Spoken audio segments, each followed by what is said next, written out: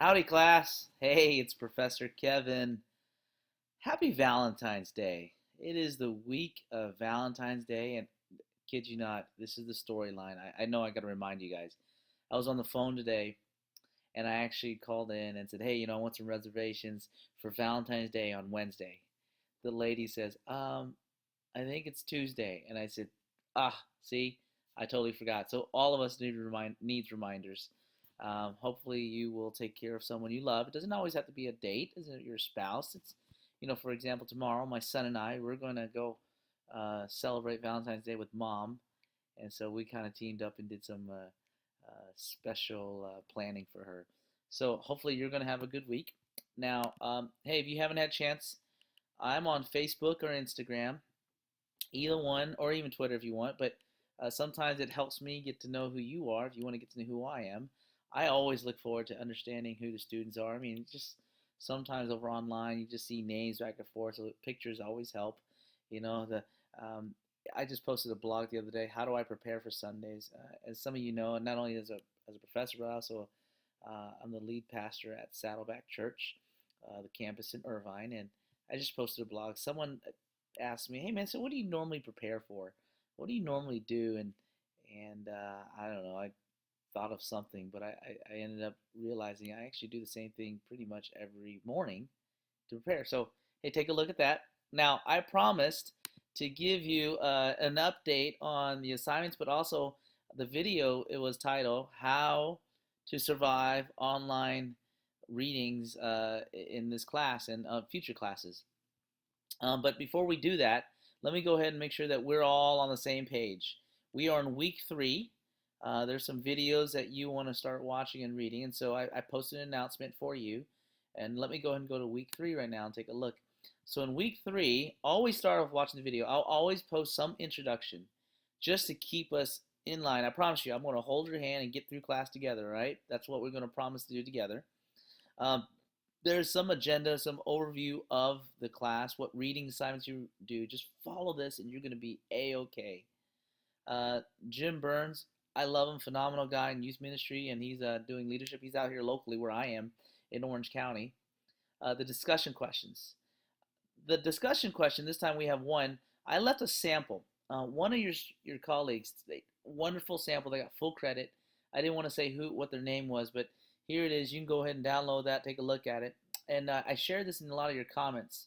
Instead of just giving some vague answers, it helps me connect the thoughts. If you are a little more specific in some referencing the chapters of the reading, the material that you have, if you say something with, I think from the reading of Kuzi and Posner, you want to make sure that you're referencing some line item, page number, at least it gives me a chapter where you're at. And then you're connecting it to a thought, maybe scripturally or personally. So here's a sample that this person did a great job. You have an assignment, a bigger assignment, maybe a paper. It's all written right here, this description. If you have any questions, you just got to hit me up, holler, call me, talk to me. I am more than happy to engage. I want to engage. I'm begging you. I will engage. Just find me, okay? Is that good? Yeah, you don't want to be the person who all you do is just tell me when you're late. Hey, I'm struggling. Believe it or not, I've heard every good excuse in the book. I have heard it all. In fact, I should tell you one of my favorite excuses. Some parrot ate her face. I know, I have the picture. Sent me a picture of how her parrot just kind of clawed her face. And anyways, that's better than the dog ate my homework. But it was great. I was like, oh, that's a new one.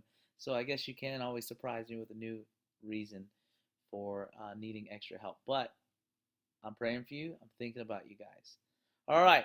How would I survive the readings? You got Leadership Challenge, chapters 2 and 3. You got Leadership Beyond Reason, chapter 1 and 2, Matthew 5 through 7. This book, okay, let me help you out here. There is no book worth reading cover to cover except the Bible. You got me?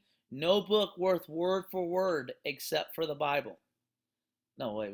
Yes. Through my master's program and my doctoral PhD program, I've read much, much more than this.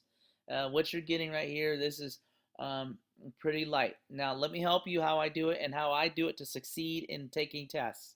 So first off, practice skim reading. Skim reading. There's a wonderful book by Adler on how to read a book. And then that thing is basically your eyes should be glazing over the not every text, but big bold letters, right? The introduction paragraph, the conclusion paragraph of a chapter, and then everything in between. You can kind of skim through it. All right, so you're not trying to read for word, but what you want to do is you're reading for answers. So that's the second thing. Not only skim read, but you're going to read for answers. You're going to go down to some of these assignments. Sometimes if it's a test or something of that nature, it's going to say, hey, can you reference chapter 1 or 2? Can you do this? Look at your discussion questions. Hey, reference chapter 7 of this book. So you are making sure you're reading for the answers. You are reading to set yourself up for the assignments. So now it's a really cool treasure hunt. It's not this random, I just read everything and I'm trying to figure out what the professor wants. No, typically the professor or the class is tipping your hand on what they want you to focus on. That's where you read word for word in that little section or chunk right there, all right?